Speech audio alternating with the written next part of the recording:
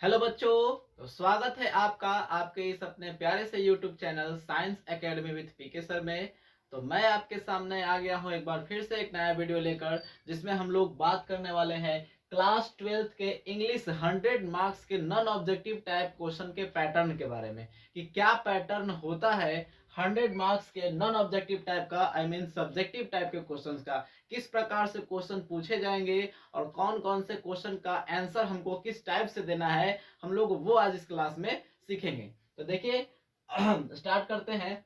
जिसमें आपको 50 मार्क्स का ऑब्जेक्टिव टाइप क्वेश्चन होता है। ऐसे क्वेश्चन आपको 100 दिया हुआ रहेगा, जिसमें आपको 50 क्वेश्चन एमसीक्यू क्वेश्चन बनाने होते हैं, उसका ओएमआर शीट पर रखना होता है, और बाकी 50 नॉन ऑब्जेक्टिव टाइप क्वेश्चन है, उसका पैटर्न मैं यहाँ सामने लिख दिया हूँ। समझने का प्रयास करेंगे किस टाइप से क्वेश्चन पूछे जाते हैं।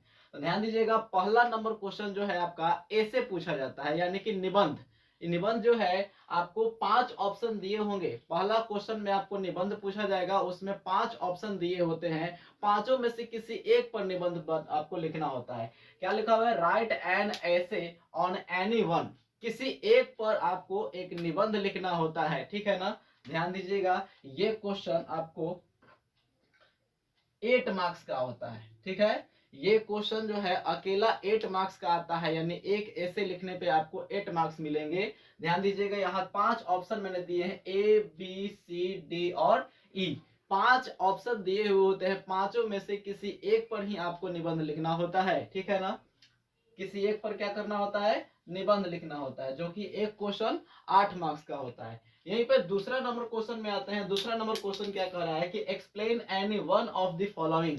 ध्यान दीजिएगा, एक्सप्लेन करने वाला क्वेश्चन आता है, और यहाँ से दो क्वेश्चन एक्सप्लेनेशन वाले आते हैं। इसमें देखिए, explain any one of the following कहने का मतलब है कि इसमें 4 ऑप्शन दिए होते हैं। इसमें कैसा क्वेश्चन पूछा जाता है, किस टाइप का होता है, तो इसमें 2 टाइप से क्वेश्चन आते हैं। एक होता है प्रोज सेक्शन और एक होता है पोएट्री सेक्शन, ठीक है ना। प्रोज सेक्शन का मतलब जो आपका स्टोरी वाला सेक्शन है, उस सेक्शन से उस सेक्शन से किसी भी चैप्टर से एक लाइन उठाकर दे देगा, ठीक है ना। किसी भी चैप्टर से एक लाइन उठाकर दे देगा आपके क्वेश्चन में, और कहेगा कि इसको एक्सप्लेन कीजिएगा। तो अगर आप उस चैप्टर को पढ़े हुए रहेंगे तो आप उस चैप्टर को पढ़कर पहचान सकते हैं कि हाँ, किस चैप्टर से लिया गया है, और उसके लेखक कौन है, और भी बहुत सारी चीजें आपको उसमें एक्सप्लेन करनी होगी कि आखिर वो उस लाइन के द्वारा कवि क्या समझाना चाहता है, उस लाइन का मतलब क्या निकल के आता है उस चैप्टर के अनुसार, ठीक है ना। तो उसी प्रकार से यहाँ पे बताया जाता है explain any one of the following, यानी कि इसी एक को क्या करना है? एक्सप्लेन करना है। 4 ऑप्शन आपको दिए होंगे, ए बी सी डी, यानी कि 4 अलग अलग चैप्टर्स से 4 लाइन उठाकर दिए होंगे, और आपको उन सभी को पहचान, उनमें से किसी एक को पहचान कर किसी एक को क्या करना होगा? एक्सप्लेन करना होगा। और ये एक्सप्लेनेशन जो है, एक एक्सप्लेनेशन आता है 4 मार्क्स का, ठीक है ना। उसी प्रकार से दूसरा एक्सप्लेनेशन देख लीजिए, क्या लिखा हुआ है? पोएट्रिक सेक्शन का। पोएट्रिक सेक्शन कहने का मतलब है कि पोएट्री के किसी भी एक चैप्टर से कोई एक लाइन उठाकर आपको दे देगा और कहेगा कि इसको एक्सप्लेन कीजिए। अब उसमें भी 4 ऑप्शन दिए होते हैं, यानी कि 4 क्वेश्चन आपको दिया जाएगा, जिसमें से किसी एक को ही क्या करना है? एक्सप्लेन करना है। और वो एक क्वेश्चन, ये भी जिस प्रकार से वो 4 मार्क्स का होता है, उसी प्रकार से ये भी कितना मार्क्स का हो जाएगा? 4 मार्क्स का, ठीक है ना। ये भी एक्सप्लेनेशन आपका 4 मार्क्स का आता है। अगले क्वेश्चन की ओर आते हैं, लेटर और एप्लीकेशन। अगला क्वेश्चन नंबर देखेंगे, 4 नंबर क्वेश्चन। उसमें कहता है लेटर या एप्लीकेशन लिखने के लिए अपने भाई के पास, माता के पास, पिता के पास, चाचा चाची, फ्रेंड, किसी के पास भी लेटर लिखने के लिए आएगा, उसमें किस संबंध में लिखना है, क्या उसका सब्जेक्ट है, वो क्वेश्चन में मेंशन किया हुआ रहेगा कि आपको किस बारे में पत्र लिखना है। और हो सकता है कि उसके और में 2 क्वेश्चन देता है यहाँ पे, ठीक है ना। दोनों में से किसी एक को ही बनाना होता है, एक क्वेश्चन दूसरे के और में दिया हुआ रहता है, ठीक है ना। तो एक में लेटर लिखने के लिए कह सकता है, और दूसरे में एप्लीकेशन लिखने के लिए कह सकता है, या दोनों लेटर लिखने के लिए कह सकता है, या दोनों एप्लीकेशन लिखने के लिए कह सकता है। तो आपको लेटर और एप्लीकेशन लिखने आना चाहिए, तभी आप इस क्वेश्चन को बनाने में सक्षम हो पाएंगे, ठीक है ना। तो लेटर या एप्लीकेशन लिखने के लिए आता है क्वेश्चन नंबर 4 में, और ये जो होता है वो 5 मार्क्स का होता है। लेटर या एप्लीकेशन ये कंपलसरी है, आपको लिखना ही पड़ेगा, ठीक है ना। आपको लेटर ये लिखना पड़े या एप्लीकेशन लिखना पड़े, ये दोनों चीज आपको लिखने आना ही चाहिए, तब आप इस 5 नंबर को गेन करने में पॉसिबल हो पाएंगे, एबल हो पाएंगे, ठीक है ना। अगला क्वेश्चन, क्वेश्चन नंबर 5 में क्या कर रहा है, क्वेश्चन एंड आंसर, यानी कि जो भी आप बुक पे बेस्ड क्वेश्चन आपको दिया हुआ रहता है, जो भी आप बुक से पढ़े हुए हैं चैप्टर, उससे रिलेटेड आपको क्वेश्चन दिए जाएंगे और उस क्वेश्चन को आपको आंसर देना होगा। यहाँ पे टोटल 10 क्वेश्चन पूछे जाते हैं, ठीक है ना। टोटल 10 क्वेश्चन पूछे जाते हैं, वो आपका पोएट्री सेक्शन से भी होता है, प्रोज सेक्शन से भी होता है और स्टोरी ऑफ इंग्लिश का मिक्सअप क्वेश्चन भी होता है, यानी कि इन तीनों सेक्शन से मिलाकर टोटल 10 क्वेश्चन पूछे जाते हैं, जिसमें से आपको केवल 5 का ही जवाब देना होता है और प्रत्येक क्वेश्चन 2-2 मार्क्स के होते हैं, यानी 5 क्वेश्चन को अगर आप 2-2 मार्क्स का जवाब देते हैं तो टोटल कितना नंबर हो जाएगा, तो 10 नंबर, ठीक है ना। तो ये क्वेश्चन आंसर जो है वो 10 नंबर के आते हैं, ठीक है ना, आते हैं 10 नंबर के, क्वेश्चन भी 10 आते हैं, लेकिन जवाब कितना देना होता है, तो 5 का देना होता है, तो 5 दूनी कितना हो गया 10, तो क्वेश्चन आंसर आपका हो गया जो कि 10 नंबर का आता है। अगले क्वेश्चन की ओर बढ़ते हैं, क्वेश्चन नंबर 6 में क्या कहता है, answer any 3 of the following, answer any 3 of the following, ये चीज को थोड़ा ध्यान से समझिएगा, बहुत बच्चे इसमें कंफ्यूज हो जाते हैं कि लिखना क्या है, किसका आंसर लिखना है, किसका नहीं लिखना है, ये पता नहीं चलता है, तो ध्यान दीजिएगा। क्वेश्चन नंबर 6 में total A B C D E F यानी 6 क्वेश्चन दिए हुए हैं, कितने क्वेश्चन दिए हैं, 6 क्वेश्चन दिए हैं, जिसमें आपको सॉल्व कितना करना है, answer any 3 of the following, यानी कि या तो आपको ये बनाना है, या तो ये बनाना है, या तो ये बनाना है, या ये या ये या ये, है ना। कहने का मतलब है कि इन 6 में से किसी 3 को ही बनाना है, इन 6 में से किसी 3 का ही आंसर देना है। अब देखिए उस 6 में से पहला क्वेश्चन क्या है कि समरी लिखना है, जो भी आप समरी देखिए पोएट्री सेक्शन पे है, समरी किस सेक्शन पे है, पोएट्री सेक्शन पे। अब यहाँ देखिए समरी 2-2 जगह लिखा हुआ है, मतलब कि समरी 2 अलग अलग सेक्शन से लिखने के लिए आते हैं, यानी कि पोएट्री सेक्शन में जो आप पढ़े हुए हैं जितने चैप्टर, उसका किसी एक का समरी लिखना होगा, या आप प्रोज सेक्शन में जो पढ़े होंगे उसमें अलग क्वेश्चन बना कर देता है, जिसको हम लोग बी में देख रहे हैं प्रोज सेक्शन में, उसमें से किसी एक से क्या करना होता है, समरी लिखना होता है। तो ध्यान दीजिएगा, ए नंबर में कहता है कि समरी लिखना है पोएट्री सेक्शन में ऑफ एनी वन, इसमें 3 ऑप्शन दिए होते हैं, पोएट्री सेक्शन से जो समरी लिखने के लिए आता है उसमें 3 ऑप्शन मिलते हैं, आप तीनों में से किसी एक पर ही समरी लिखेंगे, ठीक है ना, तीनों में से किसी एक पर ही समरी क्या करना है, लिखना है। अगले क्वेश्चन की ओर बढ़ते हैं, तो अगला क्वेश्चन बी नंबर में कहता है कि यहाँ भी आपको समरी ही लिखना है, लेकिन ये किस सेक्शन का है, प्रोज सेक्शन का, जो भी आप स्टोरी ऐसे पढ़े हैं उनका समरी लिखना होता है किसी एक पर, इसमें भी 3 ऑप्शन दिए होते हैं, तीनों में से आपको जो चूज करना है उसको चूज करके आपको किन्हीं एक का ही क्या करना है, समराइज करना है, समरी लिखना है।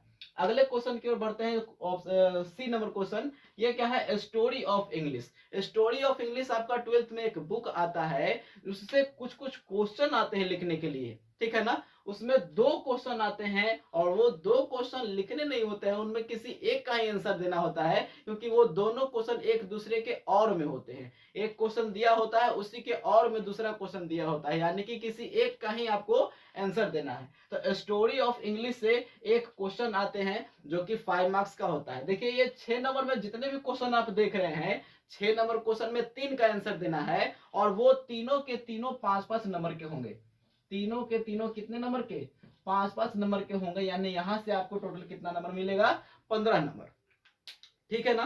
क्वेश्चन 6 है लेकिन आपको देना किसी 3 का ही जवाब है, ठीक है ना, तो अगर आप 3 का जवाब देते हैं तब 5-5 नंबर मिला के कितने नंबर हो जाएंगे, 15 नंबर। चलिए यहाँ पे तो हम पहुंच चुके थे सी नंबर में, स्टोरी ऑफ इंग्लिश, आपको किसी 2 का क्या करना है, आंसर लिखना है, सॉरी 2 में से किसी एक का क्या करना है, आंसर लिखना है, स्टोरी ऑफ इंग्लिश वाला। चलिए डी नंबर में आते हैं, डी नंबर में कहता है match the name of poets, कौन सा सेक्शन है, पोएट्रिक सेक्शन का। ये सबसे आसान क्वेश्चन, सोचिए तो आपको फ्री में नंबर मिल रहा है, यहाँ से कहता है कि पोएट्स का नाम मैच करना होता है, एक तरफ आपको पोएट्री का नाम लिखा हुआ रहेगा और दूसरी तरफ पोएट का नाम लिखा हुआ रहेगा, जिसको आपको क्या करना है, मैच करना है। अगर आपको पोएट्री का पोएट का नाम याद रहेगा तो आप आसानी से वहां से 5 नंबर हासिल कर सकते हैं, ठीक है ना। तो डी नंबर हो गया। ई नंबर देखिए ट्रांसलेशन, ट्रांसलेशन दिया हुआ रहेगा टोटल 8, ट्रांसलेशन टोटल कितना दिया रहेगा 8, आपको उसको हिंदी से इंग्लिश में ट्रांसलेट करना होगा और किन्हीं 5 का ही ट्रांसलेट करना है। क्या लिखा हुआ है, answer any five out of क्या 8, यानी टोटल 8 ट्रांसलेशन दिए होंगे जिसमें से आपको 8 में से 5 का ही जवाब देना है, वो भी 5 नंबर का हो जाएगा। अगला क्वेश्चन देखिए, match the name of poets, ये प्रोज सेक्शन का है। ये भी सोचिए तो बहुत आसानी से आप नंबर ले सकते हैं। प्रोज सेक्शन में आपको 5 नंबर में ये भी मिलता है क्या, पोएट का नाम मैच करने के लिए, यानी कि जो कवि है और उन्होंने जो चैप्टर को लिखा है उनके नाम को क्या करना होता है, मैच करना होता है, वो भी 5 मार्क्स के आते हैं। तो ये 6 क्वेश्चन आपने देखा, ये 6 में से किन्हीं 3 का ही जवाब देना होगा आपको। कौन कौन से क्वेश्चन का जवाब देना आसान होगा, जस्ट अभी हम लास्ट क्वेश्चन को खत्म करने के बाद उसी पे आएंगे और बताएंगे कि कौन कौन से क्वेश्चन आपको जवाब देने हैं और आसानी से आप जवाब दे पाएंगे। 7 नंबर क्वेश्चन में देखिए, 7 नंबर क्वेश्चन में क्या कहता है कि पैसेज आता है। क्या आता है, पैसेज, यानी कि एक पैराग्राफ आपको लिखकर दे दिया जाएगा और उसी से रिलेटेड 4 क्वेश्चन नीचे दिए जाएंगे। एक पैराग्राफ दे दिया जाएगा और उसी से रिलेटेड 4 क्वेश्चन आपको दिए जाएंगे और उन चारों क्वेश्चन को आपको क्या करना होगा, आंसर लिखना होगा। चारों क्वेश्चन 1-1 मार्क्स के होते हैं, मतलब कि चारों क्वेश्चन मिला दिए जाए तो टोटल कितने हो गए, 4 मार्क्स के, ठीक है ना। तो ये क्वेश्चन जो है आपको 4 नंबर का आता है। ये क्वेश्चन कितना नंबर का, 4 नंबर का आता है। और इसी के और में प्रेसाइज लिखने के लिए आता है, जिसको आप लोग हिंदी में संक्षेपण के नाम से जानते हैं, ठीक है ना। एक पैराग्राफ लिख के आपको दे देगा और उसी को कहेगा कि प्रेसाइज करके क्या करिए, लिखिए, मतलब उसको संक्षिप्त में लिखिए। तो वो भी 4 मार्क्स का ही होता है, या तो आप पैसेज बनाइए या प्रेसाइज बनाइए, दोनों में से किसी एक को सॉल्व करना ही होगा। तो आप देखेंगे टोटल कितने नंबर हो गए, मान लीजिए यहां से तो 8 नंबर हुआ, है ना, 4 नंबर यहां से, 4 नंबर यहां से, 5 नंबर और 10 नंबर कितने हो गए, 15 नंबर, वो कितने हो गए, 15 नंबर, और यहां से आपको मिले 4 नंबर। जोड़ लीजिए कितना हो रहा है, 8 8 16, 15 15 30, 30 16 46, 46 4 50, टोटल कितने हो गए, 50 नंबर। तो ये था आपका नॉन ऑब्जेक्टिव टाइप का क्वेश्चन का पैटर्न। इस पैटर्न पे क्वेश्चन पूछा जाता है। अब आपको मैं बताने जा रहा हूं कि किस किस क्वेश्चन का जवाब आपको कैसे कैसे देना है। देखिए ऐसे जो आ रहा है आपको 8 मार्क्स का लिखने के लिए, वो मैं आपको गेसिंग क्वेश्चन बना दूंगा, उसका अलग वीडियो बना दूंगा। उसमें आप जो गेसिंग क्वेश्चन रहेगा, जो एग्जाम पॉइंट ऑफ व्यू से वेरी वेरी इंपॉर्टेंट होगा, उसका सॉल्व करके मैं वहां आंसर लिख के एक वीडियो बना दूंगा, ठीक है ना। तो वो आप याद करके चले जाएंगे और उस हिसाब से अगर आप लिखते हैं तो नंबर 8 नंबर तो नहीं, क्योंकि नंबर तो कटता ही है, 8 नंबर नहीं मिलेगा, बट 7 नंबर से 6 नंबर के आसपास तो जरूर मिलेगा। तो उस हिसाब से आप लिखिएगा। तो अगला नंबर क्वेश्चन है एक्सप्लेन करने के लिए। एक्सप्लेन करने के लिए बात ध्यान दीजिएगा, एक वीडियो मैं उसके लिए भी अलग बनाऊंगा और उसमें कैसे किसी भी लाइन को एक्सप्लेन करना है वो उसमें बताया जाएगा। किसी भी लाइन को एक्सप्लेन करने का केवल एक ही तरीका बताऊंगा और वो तरीका अगर आप सीख लेते हैं, वो तरीका आप अगर याद कर लेते हैं तो बहुत ही आसान हो जाएगा आपको किसी भी लाइन के लिए एक्सप्लेनेशन करना। बट बस आपको करना क्या है, तो इतना काम करना है कि पहचान लेना है कि कौन से चैप्टर से वो लाइन लिया गया है और उसके राइटर का क्या नाम है, ठीक है ना। राइटर का नाम याद कराने का भी जिम्मा मेरा, समझ लीजिए, हम याद करवाएंगे, उसके लिए भी वीडियो बनाया जाएगा। ध्यान से देखिएगा आगे।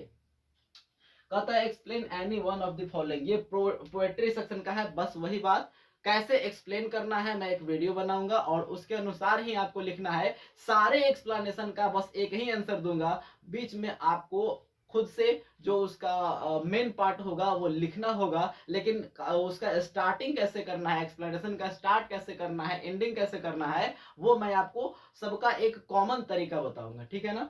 आगे देखिए लेटर लिखने के लिए, लेटर लिखने के लिए कैसे लेटर लिखा जाएगा, कैसे एप्लीकेशन लिखा जाएगा, वो भी मैं बता दूंगा। उसके लिए भी आपको चिंता करने की जरूरत नहीं है, बस आप ध्यान से वीडियो जो भी अपलोड होती है चैनल को सब्सक्राइब करेंगे, बेल आइकन को दबा देंगे ताकि आपके पास नोटिफिकेशन पहुंच जाए और आप उस वीडियो को देखने में एबल हो जाए, ठीक है ना। तो वीडियो को जरूर देखिएगा, कैसे एप्लीकेशन लिखना है, लेटर कैसे लिखना है, उसका भी एक कॉमन तरीका बताऊंगा मैं, जिसमें सारे एप्लीकेशंस को एक ही तरीके से लिखे जाएंगे। बस मेन जो सब्जेक्ट होगा आपका, वो सब्जेक्ट अलग होगा, जो सब्जेक्ट, जिस सब्जेक्ट के अब मान लीजिए कि शादी के बारे में लिखना है, हमें बीमारी के बारे में बता दूंगा तो शादी वाला बात बीमारी वाला में नहीं लिख देंगे, तो ध्यान दीजिएगा, उतना तो ध्यान देना पड़ेगा। आगे कहता है question and answer. Question answer आपको गेसिंग करके दिया जाएगा उसका आंसर के साथ, ठीक है ना। इसमें थोड़ा आपको मेहनत करना होगा कि याद करना है, ठीक है ना। आगे क्या कर रहा है कि answer any 3 of the following, यानी समरी। इसमें कौन कौन सा आंसर देना है मैं आपको बता रहा हूं, ध्यान दीजिएगा। मैं अभी बताया हूं कि टोटल 6 क्वेश्चन इसमें है, 6 में से आपको जवाब किसी 3 का ही देना है। आपको कौन कौन से क्वेश्चन का जवाब देना है पहले वो सीखिए। आपको सबसे पहले इसका जवाब देना है, ठीक है ना। एफ का जवाब बिल्कुल देना है, क्योंकि मैच द फॉलोइंग बिल्कुल आसान होगा, याद कराने का जिम्मा मेरा है। ट्रिक के द्वारा ऐसा याद करा दूंगा कि कभी आप भूल नहीं पाएंगे। अगला क्वेश्चन देखिए, ये भी मैच करने वाला है और ये क्वेश्चन भी आप बनाएंगे, क्योंकि इसमें से एक नंबर भी इधर उधर नहीं होगा, पांचों का पांचों नंबर आपको मिलेगा। तो 5 नंबर यहाँ से, 5 नंबर यहाँ से बहुत ही इंपॉर्टेंट हो जाएंगे, ठीक है ना। फिर उसके बाद देखिए story of English. Story of English का क्वेश्चन भी मैं गेस करूंगा, और जब भी गेस होता है वो क्वेश्चन आता ही है, तो वो क्वेश्चन मैं गेस करके दे दूंगा और उसका आंसर भी दे दूंगा। तो आपको ये क्वेश्चन लिखना है। अगर आप वो क्वेश्चन नहीं लिख पाते हैं तो आपको बनाना है ट्रांसलेशन। क्या बनाइएगा आप? ट्रांसलेशन। ट्रांसलेशन कब बनाना है वो भी सीखिए। अगर 8 ट्रांसलेशन में से अगर आप 3 से 4 ट्रांसलेशन एकदम कंफर्म बना ले रहे हैं, ध्यान दीजिएगा, 3 से 4 ट्रांसलेशन एकदम आप कंफर्म बना रहे हैं, तभी ट्रांसलेशन को बनाना है, अदरवाइज ट्रांसलेशन भी नहीं बनाना है, ठीक है ना। क्योंकि जब तक 3-4 आपको कंफर्म नहीं होगा, आप गलत बना के आएंगे तो उसमें नंबर कट जाता है। तो जब तक 3 से 4 ट्रांसलेशन कंफर्म नहीं हो, आप ट्रांसलेशन को टच नहीं करेंगे। तो ये 4 क्वेश्चन मैंने बताए हैं, इन चारों में से किसी 3 का ही आपको जवाब देना है, जिसमें ये दोनों डी और एफ तो बिल्कुल फिक्स है, वो देना ही देना है। बाकी ये दोनों में से आपको चूज करना है। ये गेसिंग क्वेश्चन लड़ता है तो उसका आंसर देना है, अदरवाइज आपको ट्रांसलेशन बनाना है, ठीक है ना। फिर देखिएगा पैसेज। पैसेज कैसे बनाना है, बहुत ही सिंपल तरीका होता है। पैसेज में जो आपका पैराग्राफ लिखा होता है, फर्स्ट क्वेश्चन जो देखिएगा, फर्स्ट क्वेश्चन आपको फर्स्ट से सेकंड मतलब 2 से 3 लाइन के, स्टार्टिंग से 2 से 3 लाइन के अंदर में मिल जाएगा, ठीक है ना। ज्यादा हार्ड पैसेज नहीं होता है। क्वेश्चन पढ़ेंगे, क्वेश्चन पढ़ने के अनुसार उसका आंसर खोजेंगे, खोज के लिख सकते हैं। अगर आपको वो करने नहीं आएगा तो मैं प्रेसाइज भी बताऊंगा, प्रेसाइज कैसे लिखा जाता है, किस तरह से उसका फॉर्मेट बनता है। अगर आप फॉर्मेट सही बनाकर आप लिखते हैं तो आपको नंबर वहां से भी मिलेगा। तो इस तरह से आपको अपने एग्जाम में अपने सब्जेक्टिव कॉपी को क्या करना है, लिखना है। तो अगर आप इसको लिखना चाहें तो इसको लिख लीजिए या स्क्रीनशॉट ले लीजिए। हम लोग अगले वीडियो में मिलते हैं नेक्स्ट वीडियो के साथ, और उसमें हम लोग देखेंगे कैसे ऐसे लिखना है। ऐसे का समरी मैं समरी बोल रहे हैं, ऐसे मैं गेस करके दे दूंगा। उसके लिए आपको चैनल को सब्सक्राइब करना है और बेल आइकन को दबाना है, ताकि आपको नोटिफिकेशन जल्द मिल जाए। फिर उसके बाद हर एक वीडियो में, अलग अलग वीडियो में मैं अलग अलग क्वेश्चंस का सॉल्यूशन करूंगा, ठीक है ना। तरीका बताया जाएगा कि कैसे उसका सॉल्यूशन करना है, कैसे उसका आंसर लिखना है, ठीक है ना। तो चलिए आज के लिए इतना ही रहने देते हैं, मिलते हैं हम लोग नेक्स्ट वीडियो में। तब तक के लिए बाय बाय।